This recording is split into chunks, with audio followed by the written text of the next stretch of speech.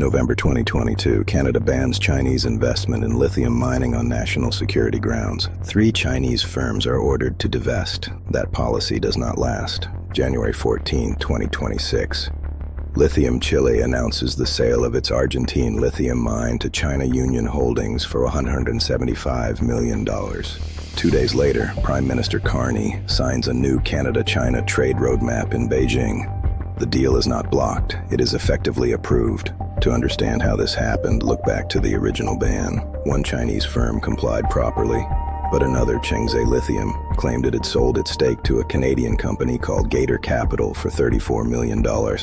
Gator Capital turned out to be a shell, a rented mailbox in Toronto. No staff, no office, no business presence. Its sole director was difficult for investigators to even locate. In February 2025, the federal government sued Gator Capital, alleging it refused to disclose its funding, ownership, or foreign ties. The divestment was fake. The Chinese stake had simply been parked behind a proxy.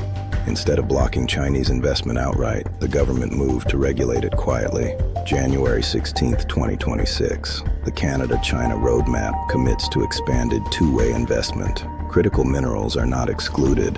Oversight is shifted to closed-door working groups, away from public scrutiny. China Union is not a mining company. It is a Shenzhen-based property developer with shareholders linked to China's state asset authorities. In 2022, Canada forced a Chinese firm to divest a minority stake because of national security risk, even though the lithium was in Argentina.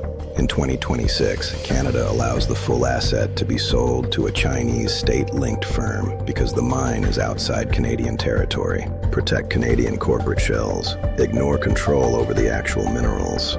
Why? Capital. After lithium prices collapsed, Western investors walked away from risky projects. Canadian miners warned they would fail without replacement funding. China stepped in. Ottawa accepted the money, but that choice has consequences. In 2025, the United States barred EV tax credits for vehicles using minerals from Chinese state-linked entities. Lithium from a China Union-owned mine will not qualify. This sets up a direct conflict ahead of the 2026 USMCA review. Washington has already warned about Chinese backdoor access through Canada. If Ottawa's structures are seen as cover, retaliation is on the table. The lawsuit against Gator Capital is optics.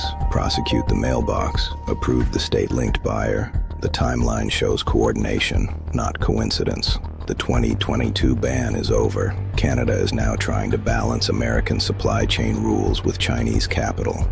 In a supply chain war, that strategy rarely ends well.